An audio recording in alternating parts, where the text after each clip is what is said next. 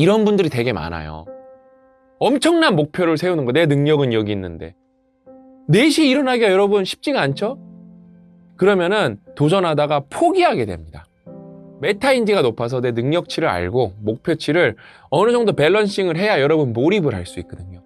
몰입을 해야 기분도 좋고 효율도 올라갑니다. 그럼 또 다른 더 큰 목표에 조금씩 다가가는 건데, 거대한 목표가 있을 때 어떻게 하시냐? 저는 상장이라는 어마어마한, 성공했을 때 막 기업 가치가 예를 들어 막 4천억, 5천억이 되면은 어마어마한 어마어마한 규모의 꿈, 이런 거를 도전하고 있는데, 그러면 저는 뭘 하냐? 그러면은 저는 오늘 공부 뭐 했냐? 오늘 영어 단어 뭐 외웠냐? 직원들이랑 어떻게 소통했냐? 이런 거 그냥 세세한 거를 매일같이 따져봅니다.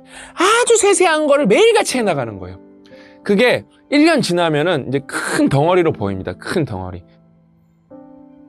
기대를 잃어버리는 많은 요인들이 있지만, 기대를 아주 상실시키는 가장 핵심이 뭐냐면 실패가 계속될 때예요. 실패가 계속되면 여러분, 내 미래를 낙관적으로 바라볼 수 있겠습니까? 비관적으로 바라볼 확률이 매우 높은 거죠. 진짜 작지만 나노미터지만 성공을 맛보는 것이 정말 너무너무 중요한 것입니다. 실제로 많은 연구들이 작은 성공을 맛보는 게 중요하다고 얘기를 하고 있거든요. 그래서 이건 어떻게 보시면 될 거냐면은, 학교 등수로 얘기하면 얘 꼴찌야, 50명 중에 꼴찌예요. 근데 목표가 25등이에요.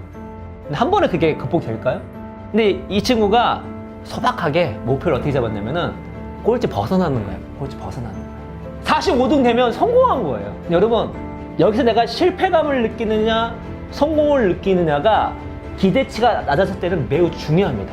그 하나가, 이 성공이 매우 작은 거지만 이 친구는 계속 실패를 맛봤기 때문에 그 작은 성공이 다시 도전하고 시도하고 노력할 수 있는, 공부하고 학습할 수 있는 그러한 밑바탕, 지지, 그런 힘을 줄 수 있는 거죠. 목표는요, 원대한 목표도 중요하지만 단기 목표도 중요합니다. 이 원대한 목표는 그 자체로 사람의 마음을 뜨겁게 해요. 그 목표만 있다 생각해 보세요. 우리가 막 이 악물고 했어요. 우리 원대한 목표만 있으면 그 결과가 어떻게 되면 이게 실패입니다. 꼴등인 애가 목표가 1등인 거야. 열심히 해도 이게 성공이 아닌 거야. 그때 우리의 마음이, 믿음이 약해질 수가 있는 거죠. 구체적이고 현실적이고 실행 가능한, 그거는 내가 해낼 수가 있거든요. 해내면 어떤 거죠? 작은 성공을 맛보게 되면서 내가 할 수 있구나, 포기하지 않고 계속 갈 수 있는 원동력을 얻게 되는 것입니다. 이미 기대가 충만한 사람한테는 잘 모르겠지만, 기대가 낮아 있는 사람한테는 이 작은 성공을 맛보는 것이 매우 중요합니다. 데이브 램지라는 부채 조정 전문가 이야기입니다. 이 전문가다 보니까 되게 유명해요. 당연히 그 부채 가진 사람이 많이 오겠죠. 유명하다는 건 무엇이죠? 컨설팅을 잘 해줬기 때문에 가능한 거죠. 빚을 잘 갚게 하는 거죠. 갚게 하는 거죠. 근데 이 데이브 램지의 부채 조정 컨설팅 방법은 좀 특이합니다. 재무적인 관점에서 상식적이지 않죠. 부채 양이, 빚 규모가 작은 것부터 적게 만듭니다. 빚을 갚을 때 작은 것부터 갚게 만듭니다. 근데 이게 얼마나 상식적이지 않냐면, 매우 상식적인 방법은 뭐죠? 이자가 높은 것부터 갚은 거예요. 컨설팅 받은 사람들이 어떤 사람이냐면 거의 무기력에 빠진 사람들입니다. 이미 이 사람들은 기대도 없고 미래가 안 보이는 거예요. 근데 그 부채 목록에서 만약에 50만 원 모아서 딱 갚는 순간 부채 목록을 하나 지울 수 있잖아요. 내가 하나를 완전히 지울 수 있구나. 그러니까 이 사람한테는 필요했던 것이 작은 성공이 필요했어요. 나도 부채를 없앨 수 있다. 그래서 부채 목록 하나를 딱 없애는 순간 이 사람이 나 할 수 있구나 라는 마음이 생긴 것입니다. 그러면서 기대가 회복되기 시작하죠. 할 수 있겠구나. 그래서 실제로 그렇게 부채 목록을 지우는 방법이 실제로 부채를 조정하는데, 또 극복하는데 도움이 됐다는 것이죠. 다시 말해서 작은 성공이 우리가 생각하는 것보다 얼마나 큰 영향력을 발휘하는지. 45세 워킹맘입니다. 제 주변에는 영어를 네이티브처럼 하는 사람들이 많습니다. 그 사람들 속에서 한참 모자란 저를 탓하면서도 실제 행동은 영어 공부를 하려고 노력하지 않았습니다.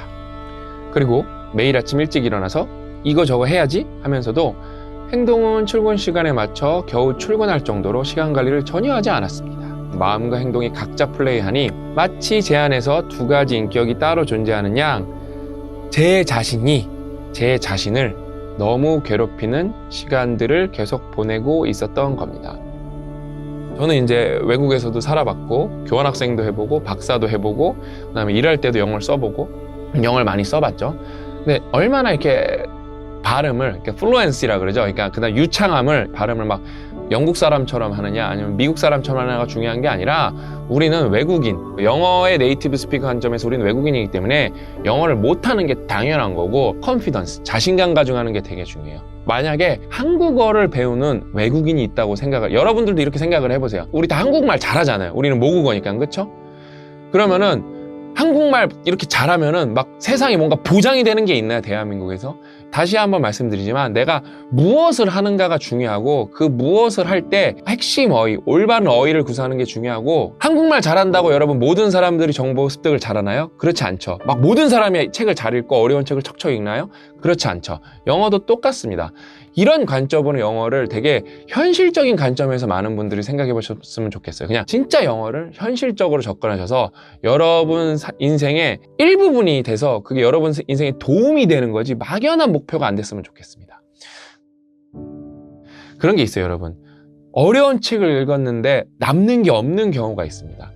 그래도 괜찮습니다. 막상 이게 실용적이지가 않아요. 괜찮습니다. 이해 안 되셔도 좋고 포기하셔도 좋으니까 계속 공부하는 게 중요하거든요. 여러분이 어려운 책을 읽으면서 이해를 하려고 노력을 했고 그런 과정에서 여러분이 뇌를 훈련시켰고 뇌를 정말 액티브하게 만들었기 때문에 가끔은 어려운 책을 자꾸 도전해 보시면 좋을 것 같습니다.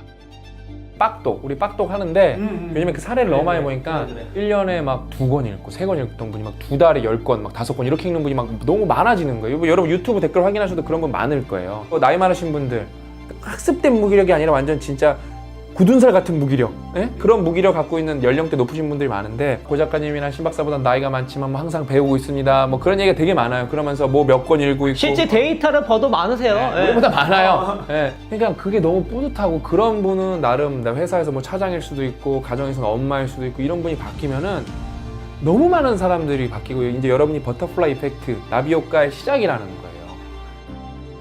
그렇게 하시면 좋을 것 같아요. 큰 목표는 있어도 돼요. 큰 목표에 맞춰서 그거를 실현할 세부 목표를 열심히 세우세요. 작은 성취를 꾸준하게 매일같이 이뤄내시는 게 되게 중요합니다. 나만 안 돼가 아니라는 거예요. 작은 성공이 생각보다 여러분이 생각하는 것보다 훨씬 중요하다. 주변에 만약에 누가 이제 어떤 무기력에 허우적대고 있으면은 힘내 이런 게 아니라 그 사람이 어떻게 하면 좀 이렇게 작은 성공을 할 수 있을까. 당장 본인이 막 너무 무기력에 빠져 있으면은 당장 내가 할 수 있는 아주 작은 성공들을 한번 찾아보세요. 여러분이 기대를 잃어버렸을 때 기대를 회복할 수 있는 여러의 미래를 낙관적으로 바꿀 수 있는 솔루션! 작은 성공을 쟁취하는 것입니다.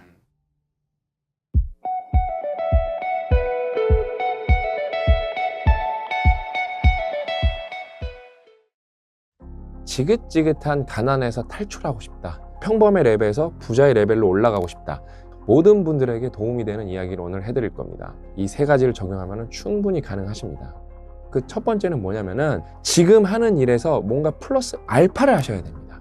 되게 간단하게 말하면은 40시간을 일을 해서 돈을 벌던 거를 지금 여러분이 가난해서 벗어나고 싶다. 그러면은 50시간 해야 되고 60시간 해야 됩니다. 근데 뭐 이제 일반적인 회사에 있을 때 40시간에서 50시간 한다고 돈을 더 주지 않는 경우가 많죠. 그래서 뭔가를 추가로 일을 해야 됩니다. 돈을 더 벌 수 있는 일, 부가가치를 더 낼 수 있는 일. 여기까지는 되게 상식적이에요. 뻔한 얘기인 것 같습니다. 근데 이게 생각보다 뻔하지 않습니다. 예를 들면 여러분 연봉이 그렇게 높지가 않아요. 최저임금보다 약간 높은 수준이라고 할게요. 뭐 연봉 3천이라고 하겠습니다. 내가 이 3천 연봉으로 언제 가난을 벗어나지 해서 다른 일을 찾아봐야겠다. 그래서 내가 연봉 4천, 5천을 찾아봐야겠다. 이렇게 할 수 있으면 너무 좋죠. 근데 이게 생각보다 쉽지가 않습니다. 여러분이 연봉을 3천 받다가 4천으로 갑작스럽게 받을 수 있는 방법이 없습니다. 그 다음에 업종을 전환했다고 여러분이 뭔가 더 잘 된다는 보장은 또 없습니다. 확률이 존재하지 100% 개런티라는 게 없습니다. 근데 너무 죽겠지만 근데 여기서 플러스 5시간, 플러스 10시간을 해서 추가적인 부가가치를 만들어내서 여러분이 어떤 조금이라도 약간의 부라도 늘릴 수 있으면은 이거는 100% 보장된 개런티예요. 그 방향으로 가서 계속 가면 무조건 나아집니다. 여기서 추가적으로 가야 될 게 있습니다. 여러분 돈을 버는 방법은 딱 2가지 갈래밖에 없습니다. 내 능력을 올리거나 불확실성을 떠안거나 이 2가지밖에 없습니다.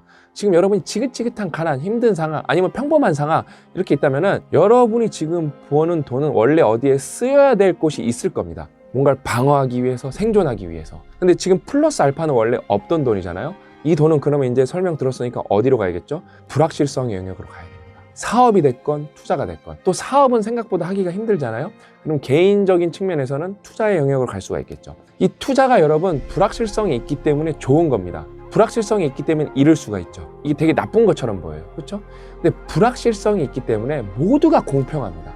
어떤 천재가 뭘 분석을 하고 뭘 해서 깨닫고 막 인공지능 써서 또 분석하고 해서 삼성전자 한 주를 사든 느낌 오는데? 그래서 여러분이 삼성전자 한 주를 사든 한 주를 사는 건 똑같습니다. 그래서 이 투자의 영역은 여러분이 리스크 감수를 하고 공부를 좀 많이 해서 이해도가 높아지면 높아질수록 열심히 공부한다고 해서 여전히 보장되는 건 없지만 리스크를 점점 줄일 수만 있고 여러분이 리스크에 대응만 적절하게 할 수 있다면은 결국에는 아무리 똑똑한 사람, 아무리 부자가 와도 똑같이 경쟁할 수가 있습니다. 똑같이. 합법적 테두리 안에서 시스템 안에서는 불확실성의 영역에서는 리스크 감수는 똑같다. 일단 능력을 올리는 얘기는 고정이라고 하면은 플러스 알파로 일을 하고 추가로 나온 돈은 불확실성 영역에 들어가야 됩니다. 이래야 여러분이 미래에 뭔가를 더 얻을 수가 있다. 두 번째는 앞에 1번의 얘기 확장입니다. 여러분이 진짜 시간을 내서 공부를 하셔야 됩니다. 공부가 여러분 어떤 포인트냐면은 인생의 가장 정말 강력한 진리 중에 하나는 부익부 빈익빈입니다.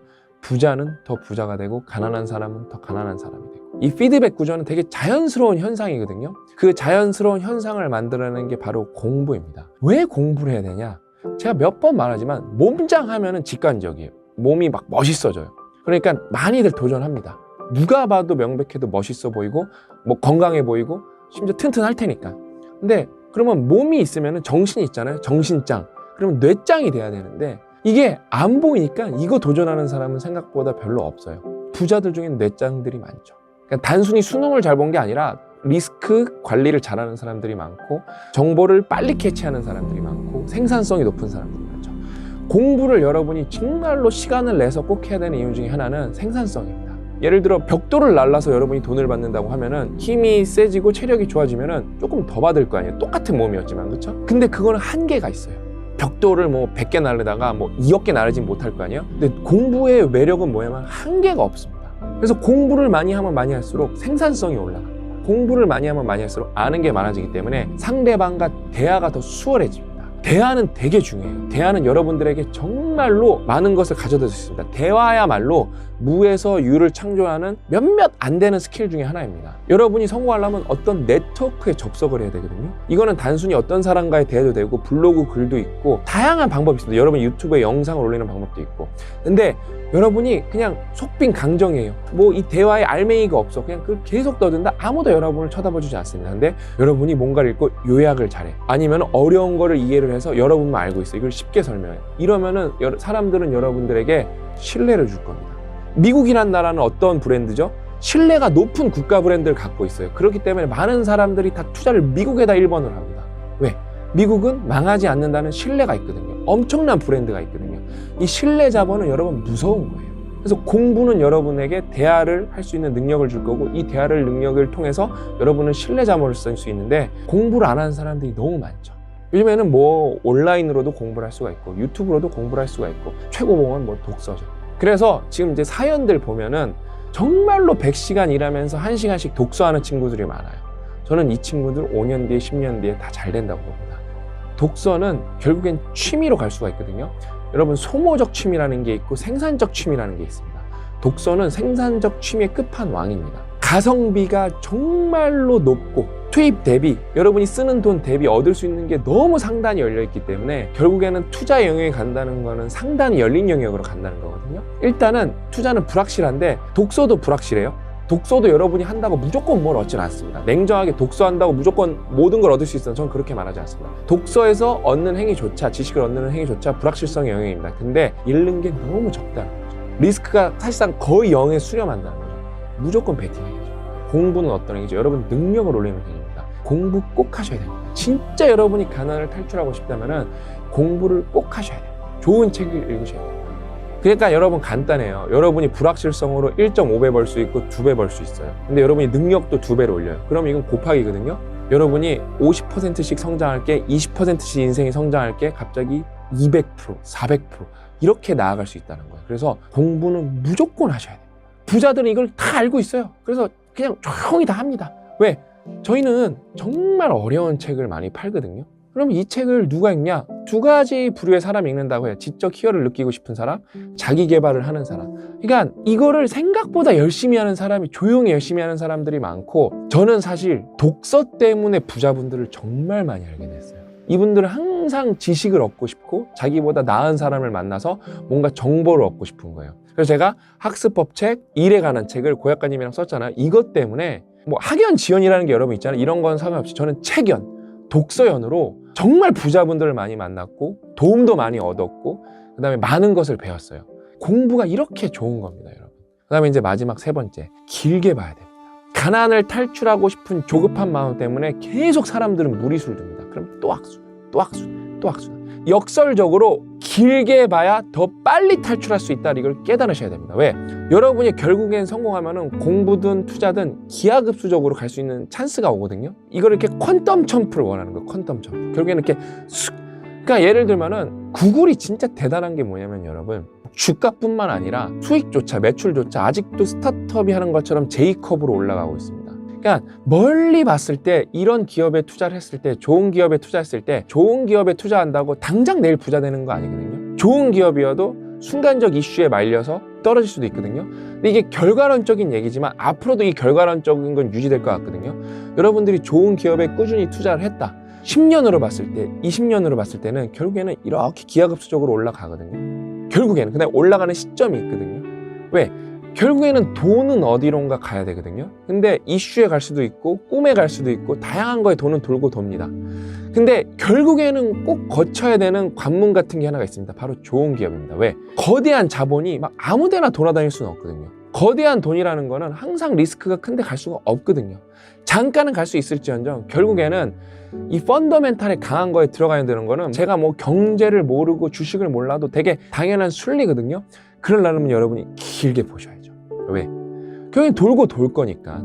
여러분, 결국에는 이번이랑 똑같거든요. 불확실성의 영역에서 부익부 빈익빈은 왜 일어나냐? 불확실성의 영역에서 돈을 벌어야 되니까 뭘 해야 된다 그랬죠? 리스크 감수를 해야 되는데, 여러분 리스크 감수를 가장 완벽하게 하는 거는 뭔지 아세요? 돈이 많은 겁니다. 근데 우리는 지금 가난한 상태를 얘기하고 평범한 상태를 얘기하고 있잖아요. 우린 돈이 많지 않기 때문에 리스크를 감수할 수가 없어요. 어떻게 해야 되죠? 결국엔 감수를 해야 되는데 시간은 돈입니다. 그러면 길게 본다는 거는 나는 시간 자본을 감수하겠다는 겁니다. 그래서 길게 본다는 게 리스크 감수를 하는 방법론 중에 하나가 될 수가 있는 겁니다. 제가 말씀드렸잖아요. 여러분들한테 1억 묻어보세요. 1억이 없어요. 1억 갖고 있는 분들이 1억을 묻으려면 그건 몰빵한 거예요. 근데 저는 돈이 충분히 있기 때문에 1억 묻기가 너무 쉬워요. 여기서 부익부 빈익빈이 일어나는 겁니다. 저는 여러분 리스크를 감수할 필요가 없기 때문에 분할 매수라는 걸 원래 하지 않습니다. 근데 이제 여러분들이랑 똑같이 운명 공동체로 살기로 결심을 했기 때문에 이제 저도 분할 매수라는 걸 시작했습니다. 근데 저는 그 전에 그럼 어떻게 했냐? 그냥 한 종목을 5천만 원어치씩 삽니다. 제가 감수할 수 있는 리스크의 한도가 5천만 원인 거예요. 근데 5천만 원 사면서 막 손톱을 물어뜯고 전전긍긍 절대 그러지 않습니다. 왜? 그거 없어도 되는 돈이거든요, 저한테. 근데 저한테 이게 5천만 원씩 한 10종목 샀어요. 그럼 5억. 이것까지는 돼요. 근데 50억? 안 되거든요. 그거 없으면 저도 큰일 나거든요. 집 날아가고 그러는 거거든요. 근데 제가 뭐 자산이 한 500억으로 언젠가 늘어났다. 그럼 또 50억은 10분의 1이니까 베팅해볼까? 이런 마음이 생기겠죠. 근데 여러분이 이게 안 되잖아요. 그렇죠? 결국엔 우리도 뭔가를 감내할 수 있는 총알이 있어야 되는데 시간을 그렇게 보셔야 된다는 거예요. 그래서 여러분이 뭔가를 투자하면서 난 길게 가겠다 그러면은 리스크 감수 방법이 하나가 생긴 겁니다. 진짜 운이 나빠서 평생 안 오를 수도 있어요. 이게 불확실성입니다. 저는 무조건 100%란 말은 못 드립니다. 불확실성에서는. 좋은 기업을 찾기 위해 부지런히 정보를 한번 서치를 하셔야겠죠. 근데 결국엔 여러분이 진짜 좋은 기업을 골랐다? 그러면 장기로 꾸준히 가시면은 결국에는 오른다는 겁니다. 이게 그래서 유튜브에서 뭐 돈 좀 벌어봤다, 주식 투자 오래 해봤다, 일확천금성이 아니라 멀리 보면 이긴다고 하는 뭐 거장들이 하는 말들이 다 결국에는 뭐다? 길게 봐서 리스크를 감수하라는 겁니다. 그래서 세 가지. 첫 번째 뭐라 그랬죠? 여러분이 어떤 일을 하시던 간에 플러스 알파를 해서 그거를 불확실성 영역에 던져야 된다. 두 번째, 돈 버는 방법은 두 가지다. 능력을 올리는 방법, 불확실성을 떠안는 방법. 그럼 두 번째가 뭐죠? 공부를 해야 된다. 근데 공부는 단순히 능력을 올리는 것뿐만 아니라 네트워크에 접속할 수 있는 능력을 주고 신뢰 자본을 주기 때문에, 그 다음에 생산적 취미이기 때문에 이거보다 좋은 게 없다. 그 다음에 이제 세 번째, 길게 봐야 된다. 결국엔 리스크를 여러분이 감수하려면 돈이 많아야 되는데, 길게 본다는 거는 내가 시간을 돈으로 치환을 해서 나도 리스크 감수할 수 있는 총알을 갖겠다는 뜻이다. 짧게 보면 짧게 볼수록 리스크가 커지고, 리스크가 커져서 임계점을 넘어가면 여러분 사기 영역이 들어갑니다. 하이 리스크 하이 리턴이 아니라 사기 노 리턴으로 들어가게 됩니다. 제로 리턴으로 들어가게 됩니다. 그래서 안타깝게 사기에 휘말리는 사람들은 가난한 사람이 더 많은 겁니다. 꼭 이 얘기를 잘 새겨 들어보시고, 그 다음에 여러분들한테 필요한 실천 강론을 꼭 찾으셨으면 좋겠습니다. 진짜 다 가난해서 탈출하시고 평범한 분들은 다 부자 되셨으면 좋겠습니다.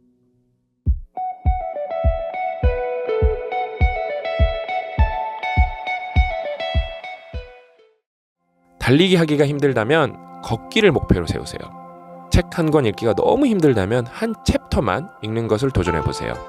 꾸준히 의식적으로 노력할 수 있다면 여러분은 생각보다 많은 것을 성취할 수 있습니다.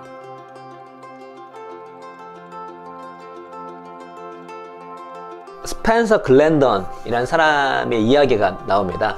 하버드 경제학 박사 학위를 받고 뭐 시카고 그 일대에 되게 자선단체도 많이 도와주고 세워주고 하는 등 돈도 잘 벌고 또 스펙도 화려하고 또 좋은 일도 하는 그 일대 이제 명사 중에 한 명인데, 스펜서가 진짜 유명한 이유는 화려한 어떤 성취보다 그런 성취를 매우 힘든 가운데 해냈기 때문입니다. 스펜서는 몸이 많이 아팠어요. 그 만성 궤양성 대장염, 그 대장에 그 항문부터 이렇게 그 궤양이 이렇게 계속 이렇게 일어나는데, 그게 일시적인 게 아니라 만성적으로 얼마나 고통스러웠을까요? 복통과 뭐 설사 이런 것들이 너무 빈번했겠죠. 바로 그런 아픔이 또 계속 누적이 돼가지고 간 부전, 간의 기능을 못하는 거거든요. 그래서 그게 너무 심해져가지고 결국적으로는 간 이식을 받을 수밖에 없는 상황이 됐습니다. 근데 치료를 할 때 면역 억제 요법이라는 게 있나 봐요. 면역을 억제하기 때문에 면역 체계가 불안하거나 이제 붕괴가 되는 거죠. 그냥 남들은 콧물 조금 흘리고 넘어갈 거를 막 일주일 동안 알아눕게 되는 등등. 그래서 매우 힘든 학창 시절을 지내는데 그런 상황을 극복하고 이제 그런 성취를 이뤘다고 합니다. 근데 스펜서가 그런 성취를 이루기까지 여러 가지 뭐 요인들이 있었겠지만, 가장 중요한 한 가지 조언이 자신을 이렇게 이끌었다고 하는데, 그 조언이 바로 하루에 한 가지를 완수하는 집중하라, 이 조언이었다고 합니다. 되게 이제 그 당시에 막 치료를 받으면서 아픈 것도 그랬는데, 우울한 게 뭐였냐면은 뭐 친구들은 파티도 가고 여러 가지 뭐 하고 싶은 거 다 하고 있는데 본인은 너무 몸이 아프다 보니까 그런 걸 못 하는 거예요. 스펜서가 괴로워하니까 전문 치료사분이 조언을 해준 거예요. 어떤 조언을? 너가 여러 가지 하고 싶은 거 안다, 우울한 것도 안다, 그런데 그런 걸 다 하려고 하지 말고 하루에 한 가지만 제대로 완수하는 데 집중해봐라.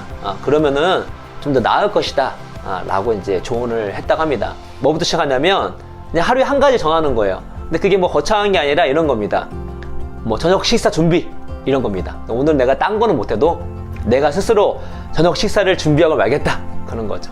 그래서 아주 간단한 거지만 하루에 한 가지를 완벽하게 제대로 본인의 힘으로 완수하는 거에 집중함으로써 우울했던 그런 감정들도 좀 극복을 하고, 또 본인이 앞으로 이 어려움을 극복하고 성취하는데 발판이 되었다고 합니다. 하루에 한 가지를 완수하는 집중하라, 이 조언 자체가 네 가지의 효과를 볼 수 있다라는 생각이 듭니다. 첫 번째로는 하루가 기분이 좋아집니다. 내가 하루에 한 가지를 제대로 완수를 하게 되면. 우리 뼈아대 영상 중에 제가 주말에 책 한 권 읽은 그 영상이 있습니다. 그 영상 썸네일 제목이 1일 1책 개뿌듯이었을 거예요. 예, 하루에 책 한 권 딱 읽으니까 그냥 뿌듯한 거예요. 하루에 기분이 좋습니다. 내가 여러 가지 것들을 하루에 한다 할지라도 어느 거 하나 제대로 완수하지 못하면 좀 찝찝한 경우가 많아요. 반대로 여러 가지를 못한다 할지라도 하나를 제대로 해놨어. 그러면은 하나를 제대로 해낸 것 때문에 다른 것도 좀 미진하고 부족한 것들이 이렇게 커버가 되는 경우가 많습니다. 근데 여러분, 하루에 기분이 좋다는 거를 무시하면 안 돼요. 왜냐면 우리는 하루하루를 살아가거든요. 만약에 오늘 하루가 기분 좋고 내일 하루가 기분 좋으면 우리가 계속 기분 좋을 수 있잖아요.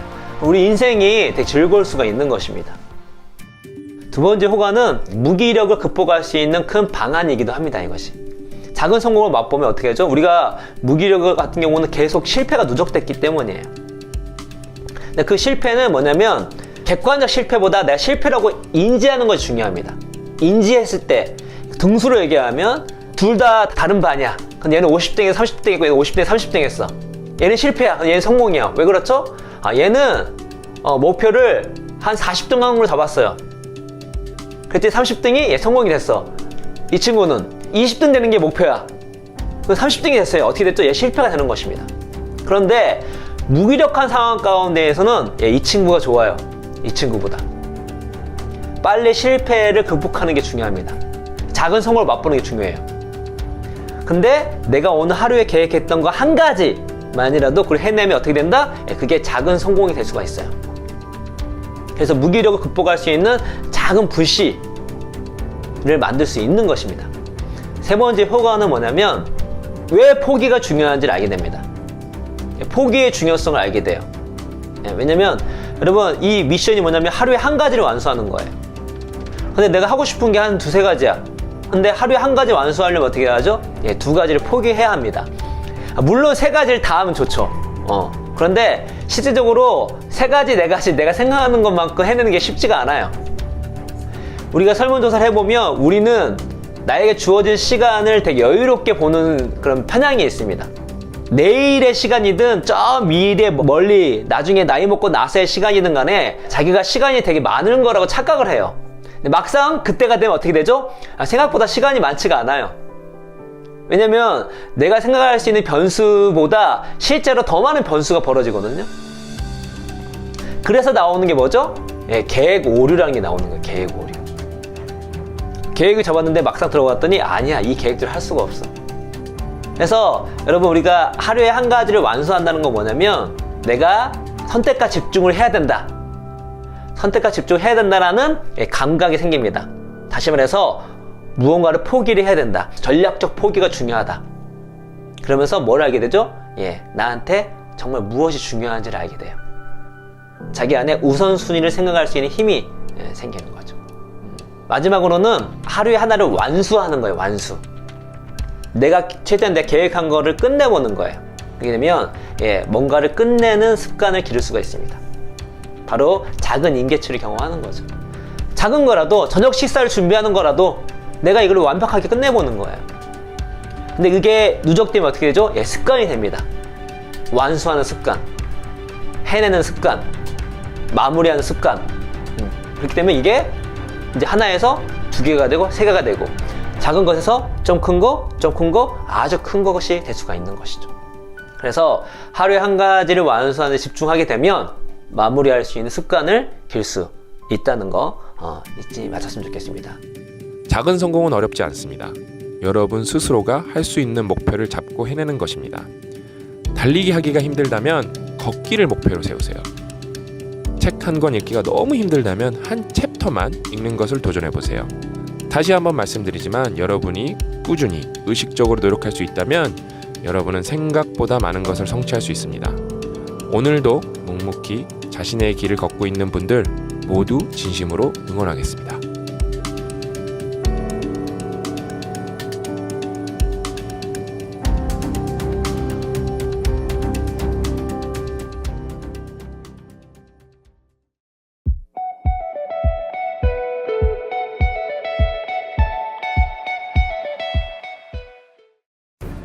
여러분도 여러분 인생 여러분 마음대로 살고 싶죠?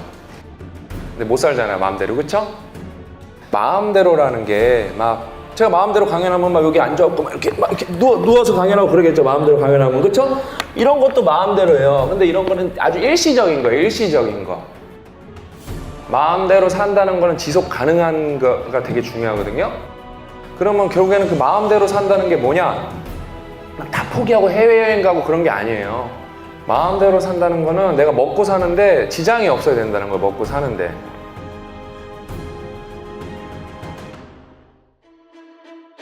그럼 여러분 보통 뭐로 먹고 살아요? 어떤 계기로 먹고 살게 돼요? 뭐로 이제 직업을 선택하게 되죠, 우리가? 우리 보통 뭘 하는 기준이 뭐가 이제 근거가 되죠?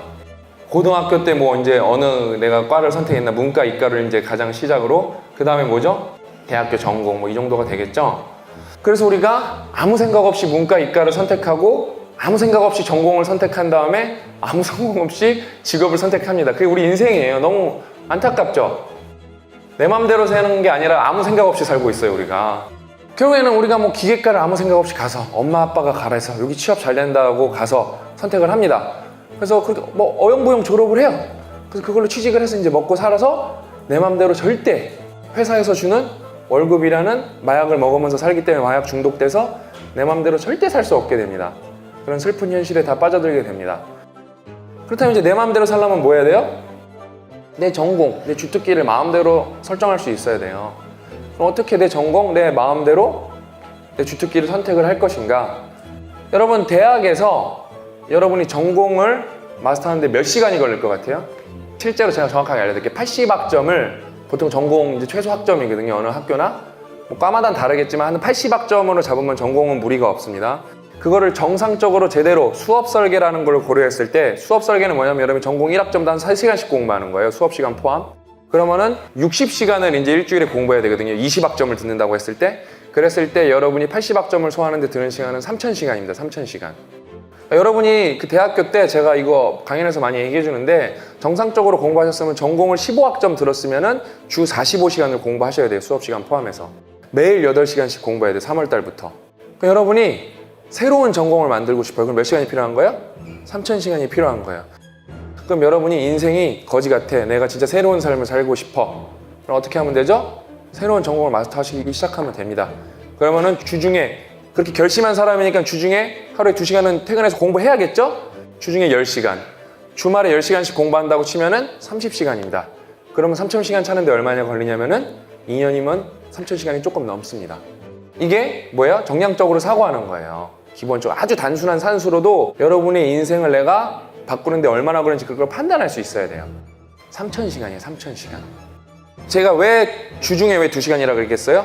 여러분이 학교를 다니면서도 회사에 출근을 하면서도 여러분이 알바를 하면서도 주중에 10시간 그러니까 하루 2시간씩 만들 수 있는 사람은 많거든요. 사실 여러분 의지가 없어서 그렇지. 그럼 어때요? 2년만 빡세게 그렇게 할 일을 하면서 공부를 해도 여러분은 새로운 전공을 마스터할 수 있어야 됩니다. 그게 핵심이에요. 그게 핵심. 어떻게 자기 25년을 1년 만에 만회할 생각을 하세요? 그게 모순 아니에요? 안타깝지만 이런 분들은 저한테 쉬운 정답을 원하시는 거예요. 쉬운 정답. 그런 정답은 여러분 존재하지 않아요. 그런 거 말해주는 사람들 다 얘기 걸러들어야 돼요, 여러분. 그럼 이게 무슨 뻔한 얘기 아니라니까요. 그런 거 잘 모른다니까요. 그 와중에서도 다 대부분 어때요? 쉬운 것만 찾을 생각을 계속 한다니까요. 어디 더 좋은 게 있겠지. 그런 게 없다니까요, 여러분. 이분 앞에는 정확하게 알려드려요. 힘든 게 놓여 있다는 걸 알려드려야 돼요. 엄청나게 힘들기 때문에 엄청나게 노력한다는 걸 말씀드려야 돼요. 이렇다면은 절실해야 돼요, 여러분. 절실하냐 이거예요. 그냥 이거를 이렇게 말하면서 안 절실하다니까요. 절실하면 어떻게 되냐면은 8시간 동안 진짜 온전히 공부만 하는 훈련을 해보고 진짜 스마트폰 안 쓰고 딱 집중해서 책 읽는 훈련을 자꾸 해보는 거예요. 그럼 어때요? 여러분이 2년마다 새로운 전공을 하나씩 만들 수가 있어요. 2년마다. 그거를 4년 몰아서 하면 어떻게 해요? 그 생활을 10,000시간이 넘어요.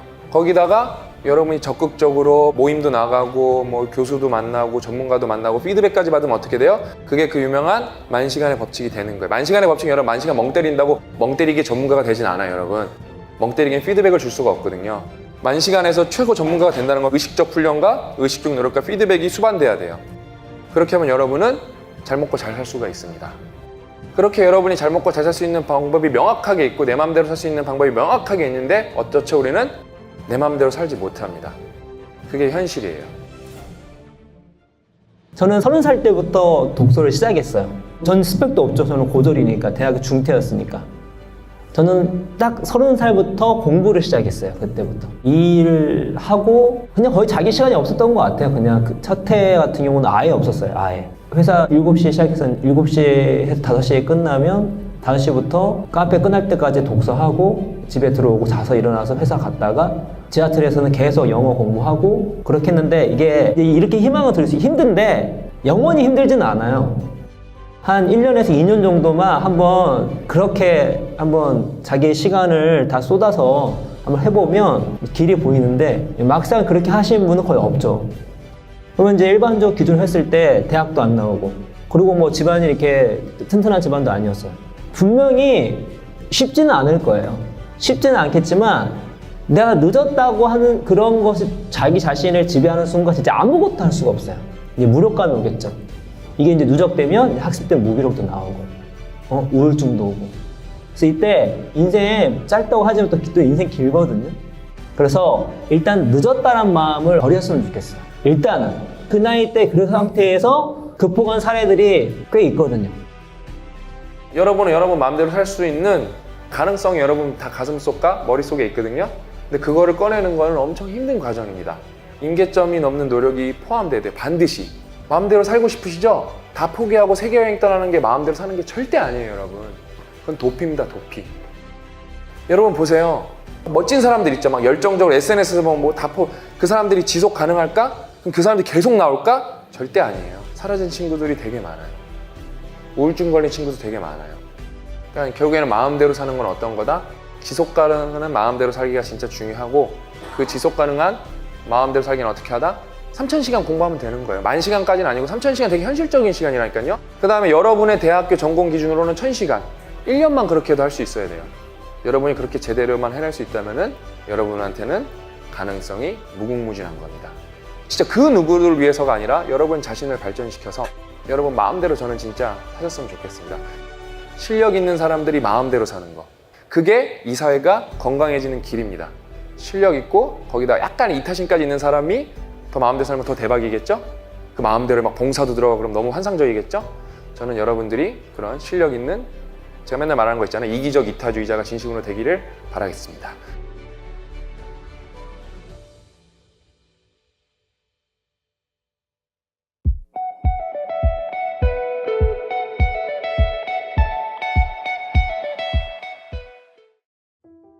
저는 전자업체에서 일을 하게 되었는데 굉장한 스트레스를 받고 있었습니다. 보통의 회사의 조직 문화가 안 좋아서 힘들다는 내용이 아니라 우연히 병원에서 진단받은 저의 질병 때문이었습니다. 네, 저는 중증성인 ADHD라는 질병을 진단받게 되었습니다. 저는 약을 먹지 않으면 뇌가 쉽게 과부하가 걸리고 금방 피곤해지는 사람이었습니다. 회사에 다닐 때는 시간 관리도 안 되고 일의 우선순위가 잘 고르지 못해 일에 대해 똑부러진 모습을 한 번도 보여주지 못했습니다. 사실 더 큰 스트레스의 요인은 나의 이런 질병이 밝혀질까 봐 노심초사하는 것이었습니다. 이 문제에 대해서는 가족이나 외부 회사 동료한테도 발설하지 말라는 게 병원의 전문 의사분들이나 다른 ADHD 분들이 주신 조언이었으니까요. 그런데 문제는 약을 먹고 한 달간 약 부작용으로 심신이 완전히 망가져 버리고 말았습니다. 도저히 밥을 먹으면 토하는 일이 다반사고 밤에 잠을 잘 수 없는 지경에 이르렀습니다. 잠을 못 자니 컨디션은 최악으로 치닫고 당연히 회사에는 거의 바보같이 처리하는 일이 일쑤였습니다. 회사 직원분들이나 사장님께 엄청난 실망감을 주었고 바보같이 울기까지 했습니다. 제 인생에서 가장 처참하게 내리막길로 간 순간이었습니다. 남자인데도 결국 사정 믿게 울먹이며 회사에서 더 이상 다닐 수 없다고 말씀드리고 회사를 나오게 되었습니다. 그리고 극심한 우울증에 빠진 저는 게임 중독에 빠지게 됩니다. 두 가지를 생각하면 될 것 같아요. 하나는 비정상적이 나쁘다라는 사회 인식에 같이 매몰되면 안 됩니다. 그분이 한번 ADHD에 대해 찾아봤나 모르겠어요. 장점에 대해서. 다른 것도 아니고 ADHD는 장점이 너무 많아요. 일단 아인슈타인이요. 난독증의 ADHD라고 수정되고 있어요. 너무 많아요, 지금. ADHD의 장점 중에 하나가 창의력, 위기대처 능력, 뭐 중년이 있습니다. 어떤 데가 10가지 나와 있더라고요. 두 번째로는 이 세상을, 이 자연계는 좀 신기한 게 있어요. 왜냐면 무언가의 고통을 받잖아요. 그 고통에 만약 지지 않잖아요. 보상을 받아요. 백신 같은 것도 그렇죠. 제가 뭐 의학적으로 정확하지 않지만 거의 치료약을 넣는 건 아니잖아요. 백신이. 오히려 약간의 병균이 들어가서 거기에 대해서 항체가 생기고 또 가잖아요. 서번트 신드롬도 이 뇌 이상이 생겼을 때의 이상에 대한 보상으로 주어진 거거든요. 서번트 쳐보면 되게 천재급 이렇게 있잖아요. 그리고 여러분께서 한번 인생을 살아가면서 고통을 겪었을 때를 한번 생각해 보세요. 그 고통이 되게 고통스럽죠. 이왕이 없었으면 좋겠죠. 근데 그 고통이 나에게 큰 자산이 되는 경우가 되게 많아요. 저 같은 경우는 사업에 실패했던 것들이 되게 큰 도움이 됐고, 저 책이 안 됐을 때의 그 어려움이 저에게 큰 자산이 됐어요. 왜냐면 항상은 안 그렇지만 우리가 무언가를 잘 될 때에는 반성을 잘 하지 않습니다. 심지어 그게 운 때문에 그랬는데도 반성을 잘 안 해요. 그런 많은 경우 많죠. 근데 우리 실패를 하거나 고통을 받았을 때는 우리 삶을 반추하는 경우 많아요. 반성을 하는 경우 많고. 그래서 나한테 어떤 약점이나 어떤 안 좋은 점이나 고통스러운 일이 있었을 때 거기에 지지 않고 그걸 극복해내면 그런 내 삶에 큰 자산이 된 경우 많습니다. 만약에 이분이 이것 때문에 고통스럽다면 여기에 지지 않았으면 좋겠어요. 그러면 남들은 이걸 겪지 않았기 때문에 이걸 극복했을 경우에는 남들이 갖고 있지 않은 큰 삶의 자산을 얻게 되는 것입니다. 그러니까 예를 들어 저 같은 경우에는 책을 많이 읽잖아요. 제가 눈이 되게 안 좋아요. 일단은 한쪽 눈이 거의 안 보입니다. 그리고 당연히 책을 많이 읽으면 눈이 되게 힘들어요. 그래서 지금 제가 41인데 이게 40 되니까 갑자기 더 힘들어져요. 그래서 책 읽을 때 솔직히 그 보통 사람보다 더 힘듭니다. 솔직하게 말씀드리면. 당연히 이걸로 보는 거 더 힘들고요. 그러니까 웬만하면 종이책으로 읽으려고 노력해요. 이걸 금방 눈이 막 획게다 갑니다. 제가 눈 중에 왼쪽 눈 근육 중에 하나가 거기가 마비가 돼 있어가지고, 그러니까 그게 항상 제 안에 평소에 이렇게 어려움이 있다 보니까 웃긴 게 이거에 대해서 크게 심각하게 생각 안 하고 있거든요. 근데 이런 것들 항상 평소에 극복하다 보니까 뭐 그냥 웬만한 불편한 거 같은 경우는 그냥 쿨하게 넘어갑니다. 뭐 내가 항상 이걸 이렇게 달고 사는데 뭘. 그러니까 내가 이런 게 없을 경우에는 너무 뭐 100% 건강해질 경우에는 뭔가 이상이 왔으면 그런 것들이 나에게 데미지가 오거나 아니면 이것 때문에 내가 핑계를 대거나 했을 텐데 뭐 크게 뭐 이렇게 와닿지가 않아요. 되게 쿨하게 대처합니다. 그게 제가 갖고 있던 고통이 자산이 되는 경우겠죠. 각자마다 다 그런 게 있을 거예요. 그래서 단순히 ADHD뿐만 아니라 나의 어떤 비정상적인 걸 했을 때 이게 진짜 그냥 나쁜 것인가에 대해서 알아볼 필요가 있습니다. 먼저 알아볼 필요가. 의외로 그것만이 갖는 장점이 있습니다. 책을 읽자, 나약한 정신상태를 고쳐보자, 이런 마음으로 서점에 바리바리 책을 사옵니다. 교보문고 베스트셀러 자기계발 책에 마음을 들게 생긴 건 다 사옵니다. 얼마 없는 돈이었지만 저에게 투자하는데 돈을 아끼지 말라는 말을 들어서인지 과감하게 행동했습니다. 한 달간 신박사님, 고영선 작가님, 체인지그라운드 등을 조금씩 저에게 변화에 싹 만들게 해준 시간을 보냅니다. 바로 사람은 쉽게 바뀌어지지 않기 때문에 꽤 오랫동안 망설이기를 반복했습니다. 지금까지 놀던 타성을 벗어나려 거의 한 달을 바치고 이제 저도 목표란 것을 세우게 됩니다. 그 목표는 독서하고 서평 쓰기, 운동하고 일주일에 5번 웨이트 트레이닝과 산책하기, 3. 빅포카 단어 8,000개 도전. 이 세 가지 목표를 세우고 어찌어찌 목표를 이루기 위한 시행착오를 무지하게 겪으면서 지금 이 세 가지 목표로 제 나름대로 완성해 보았습니다. 바보 같은 제가 조금은 생각이 깊은 사람으로 탈바꿈할 수 있었습니다. 운동을 해서 그런지 몸과 정신이 맑아지는 방법을 깨닫게 됐습니다. 마지막으로 가장 벅찼던 영어 단어 8,000개를 허리가 아프게 도전하고 또 도전해서 외국 자료를 읽는데 큰 용기를 얻을 수 있었습니다. 저는 개인적으로 제 지병에 대한 관심사가 많아 외국에는 그런 자료들이 많습니다. 특히 미국의 ADHD 관련 커뮤니티를 통해 제 지병에 대한 관리법도 많이 알게 되고, 특히 가장 제가 지식의 심화로 몸소 깨달은 점은 인생을 정말 잘 살려면 동기부여가 진짜 중요하다는 것입니다. 4개월 전에 저로서는 지금도 믿기지 않는 3가지를 완수하게 되었습니다. 적어도 사람은 변할 수 있구나를 영화나 책에서 배운 게 아니라 제가 직접 경험하면서 알게 되었습니다. 동기부여에 대한 이야기를 더하자면 두려움을 이용할 줄 알아야 한다는 것입니다. 가끔씩 이 목표들을 이룩하기 위해 저는 두려운 마음을 많이 겪었습니다. 어떤 마음이었냐면 이 일을 완수하지 못하면 그때 내게 4개월 전에 힘없고 나약한 인간으로 돌아갈 것 같다는 두려움이었습니다. 이걸 극복 못하면 나중에 나이 들어 저 자신이 이렇게 한탄하지 않을까 두려웠습니다. 난 ADHD가 있어서 안 돼. 제 지병을 핑계 삼아 뭐든지 도전을 회피하는 사람이 되지 않을까 말입니다. 그게 두려워서 저는 정말 제 자신에게 채찍질을 한 것 같습니다. 그리고 동기부여에는 아주 고상한 마음으로 할 수도 있지만 이런 마음으로도 방향만 잘 틀어준다면 훌륭한 동기유발 요인이 될 수 있다는 걸 배웁니다. 지금 말이죠. 저만의 감정관리법도 잘 사용하려고 노력합니다. 분노와 질투, 다른 사람들에게 욕을 퍼오며 분풀이로 삼는 나쁜 방향을 일으키는 게 아니라 제 삶에 큰 시너지로 작용한 재료로 사용하려고 합니다. 또 서평을 써서인지 나름 글이란 것을 구체적으로 쓸 수 있는 경험도 가지게 되었습니다. 그리고 이런 4개월 전에는 저에게는 상상할 수 없었던 이런 메일을 쓰게 해준 것에서 감사하게 생각합니다. 앞으로 박사님과 체인지 그라운드에 저도 열정에 기름 붓는 한 줌의 재료가 되고자 노력하겠습니다. 계속 인생 공부하겠습니다.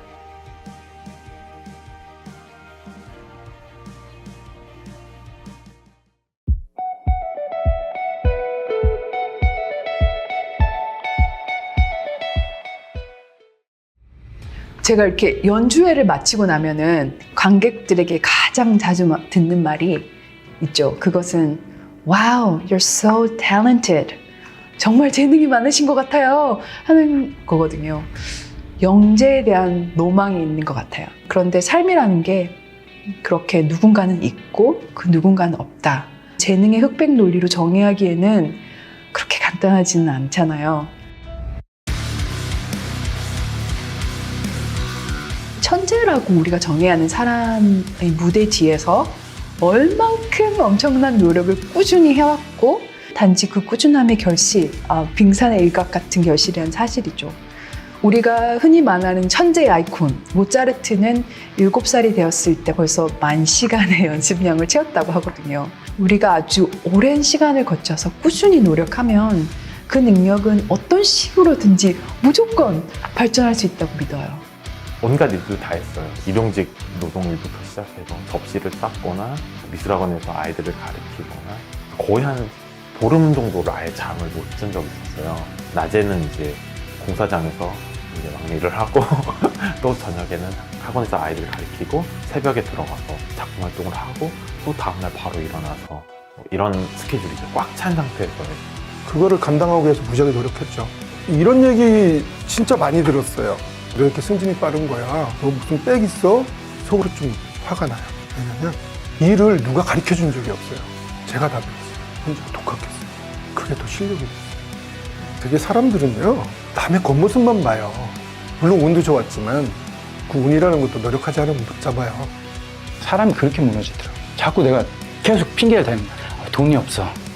이거 나는 안 돼. 내까진 게 시간을 막 쓴 거죠. 의미 없는 시간, 감정 소비, 아무 의미 없는지 너무 무지하게 살았죠.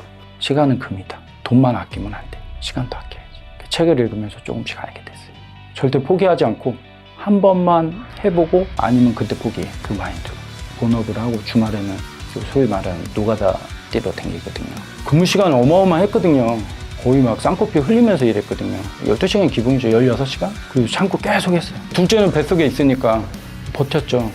반복과 꾸준함? 그건 어떤 식으로든지 통한다. 하고 싶은 어떤 게 있다면 그 결과를 가능하기 위해서 오늘, 그리고 지금 나는 매일 어떤 것을 하고 있어야 하는지에 대한 시스템의 질문을 하거든요.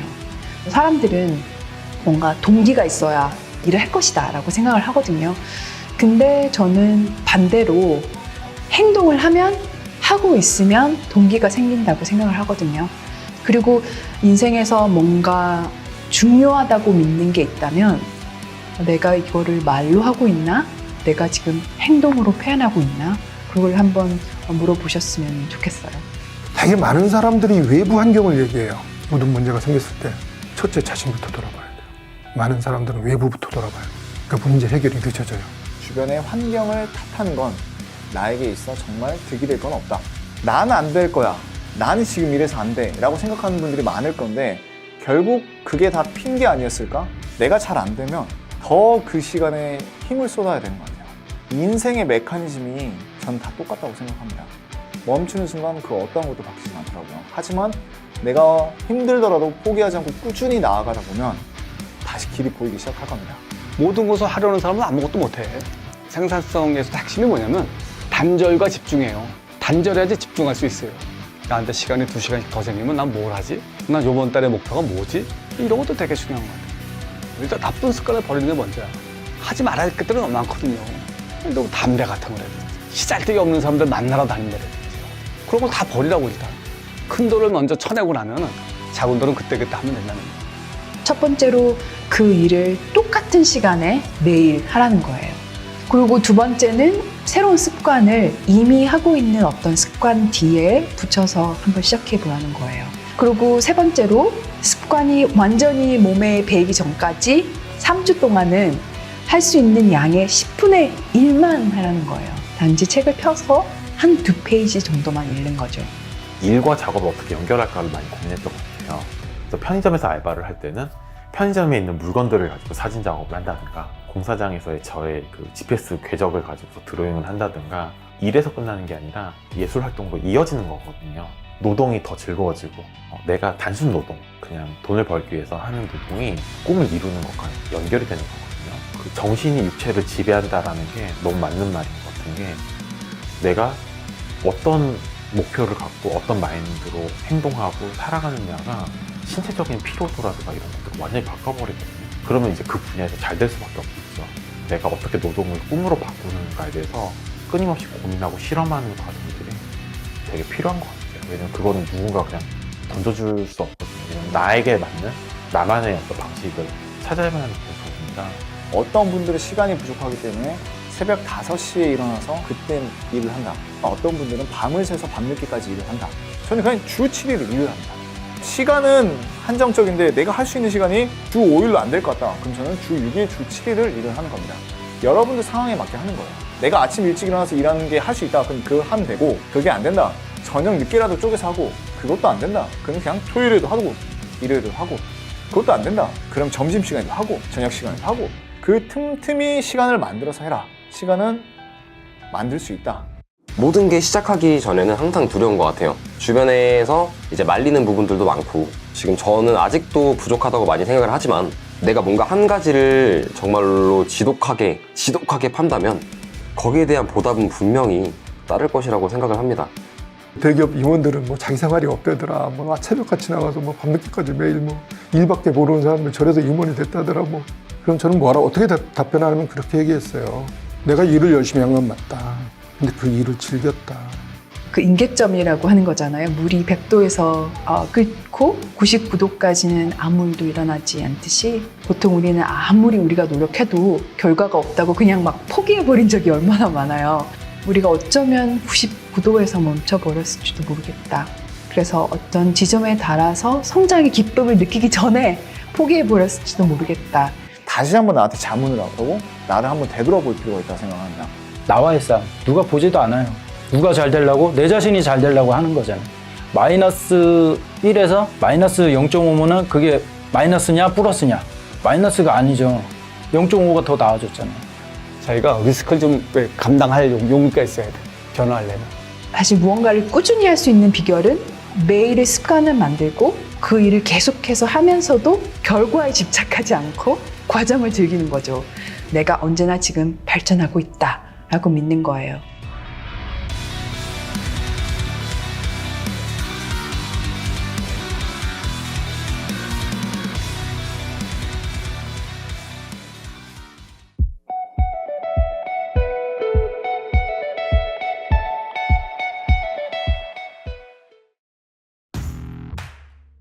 자신감이 떨어질 때, 자존감이 낮아질 때 너무 착각하는 이유 중에 하나가, 그래 화이팅! 그럼 끝이에요. 그게요. 단기전에는 그런 게 필요하죠. 근데 장기전은 그게 해결이 안 돼요. 여러분, 인생은 화이팅으로 해결이 안 된다고요. 무조건 자신감을 가져라 그렇게 말할 수가 없거든요, 사실. 여러분, 자신감은 첫 번째 실력과 경험에서 나와요. 실력은 둘째치고 경험이 되게 중요해요. 최근에 내 주변 사람 10개의 실수를 떠올려 보세요. 되게 어렵죠, 그렇죠? 뛰어내려고 그러니까. 그러면서 내가 실수하면 사람들이 다 쳐다보고 있지 않을까? 내가 되게 우스꽝스러운 멘트를 티셔츠에 넣고 들어간 거예요. 나는 바보, 이런 걸 써서 입고 돌아다니는 거예요. 저 사람 앞에 티셔츠 뭐가 써 있었나요? 물어봐요. 여러분 입장에서 100% 다 할 것 같잖아요. 생각보다 거의 인지를 못해요, 그거에 대해서. 왜? 그 사람도 고민이 있을 거 아니에요. 우린 다 고민 덩어리이기 때문에 다 남 신경 쓸 겨를이 없어요. 우린 그렇게 착하지 않아요, 여러분. 우리는요. 여러분, 그 인간은 인지적 이 한계가 되게 심해요. 여러분이 자존감이 떨어질 때랑 자신감이 없어질 때는 대부분 어떤 상황이냐면은 타인의 시선을 고려하는 상황이에요. 내가 이거 틀렸는데 어떡하지? 계속 그러는 거예요. 쪽팔린데 막 그러는 거예요. 근데 그게 별거 없다는 거예요, 여러분. 아무도 여러분 인생에 신경을 쓰지 않아요. 왜냐면 우리의 선택에는 인지적 오염이 완전 범벅이 돼 있어요. 자기 인생 생각하느라고 정신이 없어요. 그 다음에 실력.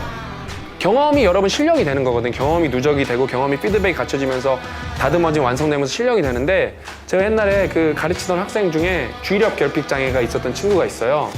어울리고 싶으니까 그러니까 운동을 해야 되는데 운동을 못 하잖아요. 이 친구가 반에서 키는 또 제일 커요.